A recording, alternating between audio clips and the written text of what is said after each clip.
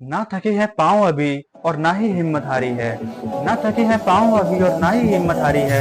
ये खेल चाहे जिसका भी हो, अब इस खेल में मेरी बारी है।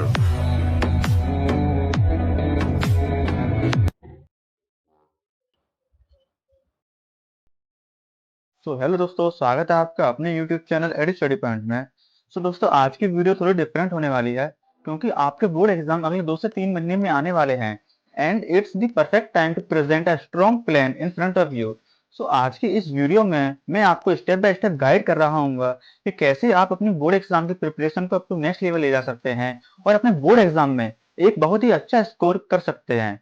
Now let's begin.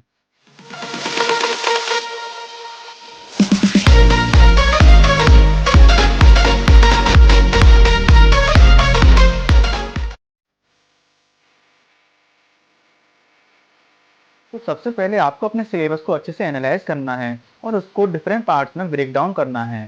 First of all let's assume आपने एक सब्जेक्ट को चूज किया और उसको सिलेबस को अच्छे से एनालाइज कर लिया। देन उस सिलेबस को आपको मेजरली 3 कैटेगरीज में डिवाइड करना है। पहली कैटेगरी वो जिसमें ऐसे टॉपिक्स होंगे जो कि ज्यादा वेटेज कवर करते होंगे और आपने अच्छे से पढ़ भी रखे होंगे। दूसरी कैटेगरी वो जिसमें ऐसे टॉपिक्स होंगे जो कि ज्यादा वेटेज तो कवर करते होंगे लेकिन हो सकता है आपने अच्छे से ना पढ़े हों। और तीसरी कैटेगरी वो जिसमें ऐसे टॉपिक्स होंगे जो कि थोड़े कम वेटेज के होंगे। ये सब करने के बाद आपको सबसे पहले पहली कैटेगरी जिसमें ऐसे टॉपिक्स थे जो कि हाई वेटेज कवर करते थे और आपने वो पढ़ भी रखे थे, आपको उन टॉपिक्स को सबसे पहले कवर करना है। इससे क्या होगा, इससे आपको कॉन्फिडेंस बढ़ेगा और आपको इनिशियल मोमेंटम भी मिलेगा। इसके बाद दूसरी कैटेगरी जिसमें ऐसे टॉपिक्स थे जो कि हायर वेटेज के तो थे लेकिन आपने थोड़े कम पढ़ रखे थे, आपको उन टॉपिक्स को कवर करना है और उन टॉपिक्स में थोड़ा अपना ज्यादा टाइम देना है। अगर आपने इन टॉपिक्स को भी कवर कर लिया, इन चैप्टर्स को भी कवर कर लिया, तो आप अपना majority of the syllabus complete कर चुके होंगे। आपका कॉन्फिडेंस बढ़ चुका होगा और आपको आपकी स्टडीज में बूस्ट भी मिल चुका होगा। इसके बाद लास्ट में तीसरी कैटेगरी जिसमें चैप्टर्स थोड़े कम वेटेज के थे, आपको उनको कवर करना है। अगर आपने इन चैप्टर्स को भी कवर कर लिया तो आप अपने पूरे सिलेबस को बहुत ही शानदार और बहुत ही अच्छे तरीके से कवर कर चुके होंगे। अब बात आती है कि आपको कितना पढ़ना चाहिए और कैसे पढ़ना चाहिए। तो यार इसके लिए आपको अपने डेली शेड्यूल को डिफरेंट स्लॉट्स में डिवाइड करना पड़ेगा।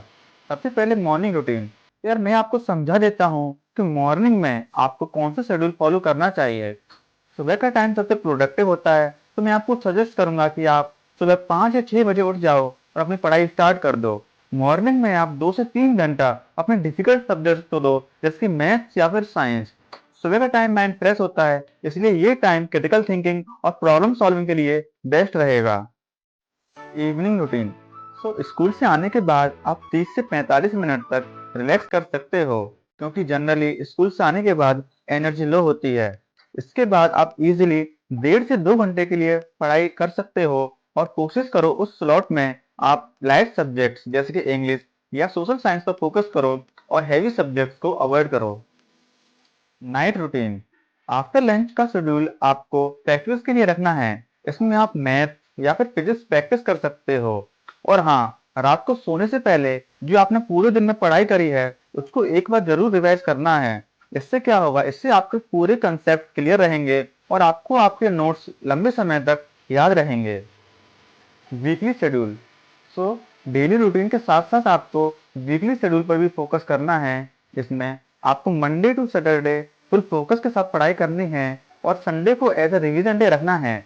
अगर आपका कोई बैकलॉग है तो आप उसको भी कवर कर सकते हैं, या फिर कोई भी टॉपिक आपने स्किप किया है, आपको अगर समझ में नहीं आया तो उस टॉपिक को भी आप कंप्लीट कर सकते हैं। और हाँ, संडे की रात को आपको अगले वीक का शेड्यूल भी पहले से तैयार रखना है। इसके बाद आता है सेल्फ असेसमेंट।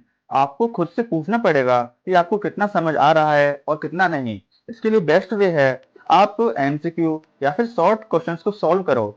इसके लिए आप अपनी एनसीईआरटी की एक्सरसाइज को प्रेफर कर सकते हो। इसके अलावा मार्केट में बहुत सारी गाइड बुक्स आती हैं, आप उन्हें भी प्रैक्टिस के लिए सॉल्व कर सकते हो। इसके साथ ही आपको अपनी प्रैक्टिस टाइम बाउंड मैनर में करनी है क्योंकि जैसे जैसे एग्जाम्स पास आते हैं टाइम को मैनेज करना बहुत इंपॉर्टेंट हो जाता है। इसके लिए आप जब भी प्रैक्टिस करें उसके लिए एक टाइमर सेट कर दें और कोशिश करें कि आप उन क्वेश्चंस को उस पार्टिकुलर टाइम के अंदर ही सॉल्व करें। अगर आप टाइम बाउंड प्रैक्टिस करते हैं तो आपको एग्जाम टाइम में टाइम मैनेजमेंट करने में कोई भी प्रॉब्लम नहीं होगी।